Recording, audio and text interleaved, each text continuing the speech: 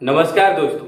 तो यह वीडियो भारत के सभी पेरेंट्स के लिए, सभी माता पिताओं के लिए है। इस वीडियो को पूरा जरूर देखिए। तो सबसे पहले बात कर लेते हैं दोस्तों कि अभी के समय में कॉकरोच जनता पार्टी काफी वायरल है। और ये किस लिए वायरल है? तो ये नीट एग्जाम पेपर लीक जो हुआ था उसमें ये आंदोलन किए थे, वो भी भूख हड़ताल के साथ किए थे।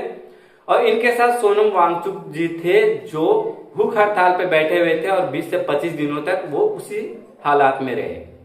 बाद में उनकी बात सुन लिया गया और उनका जो मांगे था उसे सरकार तो अपने पास रख लिए। अब उस पे काम कर रही है सरकार। पहला तो काम तो दिखा दिए वो धर्मेंद्र प्रधान जी का इस्तीफा दिला के, जो कि शिक्षा मंत्री थे। तो मेरा शिक्षा से ही संबंधित यह वीडियो है। तो सबसे पहले बात कर लेते हैं कि ये कॉकरोच जनता पार्टी क्या मांग कर रही है कि शिक्षा में जो पेपर लीक हुआ है उसके संदर्भ में उसका जांच होना चाहिए और धर्मेंद्र प्रधान शिक्षा मंत्री का इस्तीफा दिला देना चाहिए। ये लोग तो अपना राजनीति करते रहेंगे, इन्हें शौक है राजनीति में शामिल होने के लिए, राजनीति पार्टी बनाने के लिए। तो ये क्यों नहीं अपने लिए ही बोलेंगे और बाद में इनको जाके फंड की जरूरत पड़ेगा तो ये फंड के लिए कुछ बातें गुप्त भी रखेंगे। जो आप लोगों का जो असली मुद्दा है वो उसे उठाने से ये बचेंगे। तो भाई सबसे पहले मैं बोलना चाहता हूं कि अभी के समय में भारत में देखोगे तो अधिकतर सरकारी स्कूल बंद किए जा रहे हैं और जो प्राइवेट स्कूल है वो इसी का फायदा उठा के वो अपना स्कूल का फीस बढ़ा रहे हैं। क्यों बढ़ा रहे? क्योंकि सरकारी स्कूल में जो पढ़ते थे उसे जबरदस्ती आना पड़ रहा है प्राइवेट स्कूल। तो सरकारी स्कूल बंद हुआ, वहीं प्राइवेट स्कूल का मनमाना चालू हो गया। प्राइवेट स्कूल अपना फीस बढ़ा दिए और वो अपने तरीका से शासन करते हैं कि यहाँ पे ये होना चाहिए, ये होना चाहिए, वो होना चाहिए। और इसमें फंसते कौन है? भारत के माता पिता जो अपने बच्चों को प्राइवेट स्कूल भेजते हैं। तो सबसे पहले मेरा सवाल है प्रधानमंत्री जी से, आप 1 लाख से अधिक स्कूल को बंद कर दिए भारत में। आप बंद क्यों किए? आप यही लिख के बंद कर दिए कि सरकारी स्कूल में कोई जाता नहीं है तो इस स्कूल को ही बंद कर देते हैं। तो मैं आपसे बोलना चाहता हूं क्या सरकारी स्कूल में बच्चे नहीं जा रहे तो उसके पीछे जांच होना चाहिए कि सीधा बंद ही कर देना चाहिए? तो जांच में निकलना चाहिए ना कि यहाँ पे किस चीज का कमी है। क्या अशिक्षित लोग शिक्षक बन जा रहे सरकारी स्कूल का, या फिर यहाँ पे जो शिक्षक जा रहे वो सही ढंग से पढ़ा ही नहीं रहे, या जो छात्र छात्राएं होते हैं, जो बच्चे होते हैं उनके साथ सही व्यवहार ही नहीं करती है ये शिक्षा। यह भी वजह हो सकता है ना। जो बच्चे प्राइवेट स्कूल जा रहे हैं उनके माता पिता सोच रहे हैं कि सरकारी स्कूल में कम पढ़ाई होता है, इसमें ध्यान नहीं दिया जाता बच्चे के ऊपर, बच्चे का भविष्य पीछे हो जाएगा। यही सोच के पेरेंट्स भी प्राइवेट स्कूल भेज रहे हैं अपने बच्चों को। पर वो गरीब तबके के लोग वो कहाँ भेजेंगे अपने बच्चों को? कोई भट्ठे में भेजेगा या कोई फैक्ट्री में भेजेगा या कहीं और भेजेगा मजदूरी करने के लिए। यही सरकार का नियत है। तो सबसे पहले सरकार को यह सोचना चाहिए कि भारत में जो स्कूल बंद हो रहे हैं तो क्यों ना उन स्कूलों में शिक्षित शिक्षक को भेजे और उनका रिपोर्ट हर मंथ लेते रहे। जैसे कि अभी के समय में आप देखो ऑडिट होता है हर जगह, तो उन शिक्षकों का ऑडिट क्यों नहीं किया जाता है?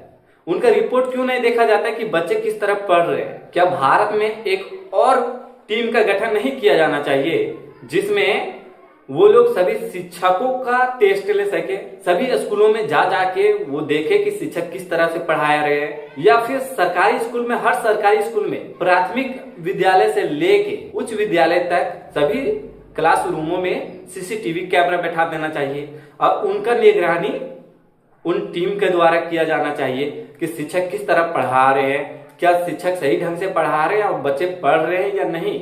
या फिर सरकार सिर्फ और सिर्फ ये देखते रहेंगे अटेंडेंस की, कितने बच्चे आज जा रहे हैं कितने नहीं जा रहे हैं। अब दूसरी बात बोल देते हैं, अगर सरकारी स्कूल है, प्राथमिक विद्यालय है, तो उन सरकारी स्कूलों में सीसीटीवी कैमरा लग जाने के बाद क्लासरूम से शिक्षकों के लिए कुर्सी को ही हटा देना चाहिए।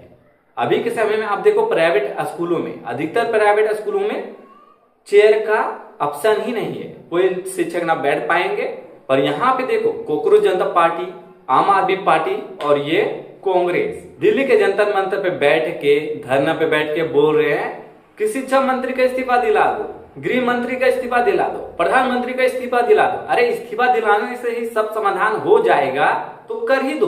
पर इससे कुछ भी समाधान नहीं होने वाला है। शुरू से ही मजबूत अपना सिस्टम नहीं करते जाएंगे तो आगे जाकर ये पेपर लीक जैसे मामला सामने आते रहेंगे। तो भारत के सभी पेरेंट्स को मैं बोलना चाहता हूँ, क्या आप लोग आवाज नहीं उठा सकते अपने बच्चों के लिए, अपने बच्चों के भविष्य के लिए, कि सरकारी स्कूलों को बंद ना करके उसमें सही शिक्षक की बहाली किया जाए और उन शिक्षकों का जांच हर मंथ करना चाहिए। उनका रिपोर्ट देखते रहना चाहिए कि बच्चे को किस तरह से पढ़ा रहे हैं। हो सकता है प्राइवेट स्कूल का जो सिलेबस है वो सरकारी स्कूल के मुकाबले वहां पे इजी है, जो बच्चे अच्छे से पढ़ पा रहे हैं और शिक्षक अच्छे से पढ़ा पा रहे हैं, तो सिलेबस क्यों नहीं चेंज करना चाहिए।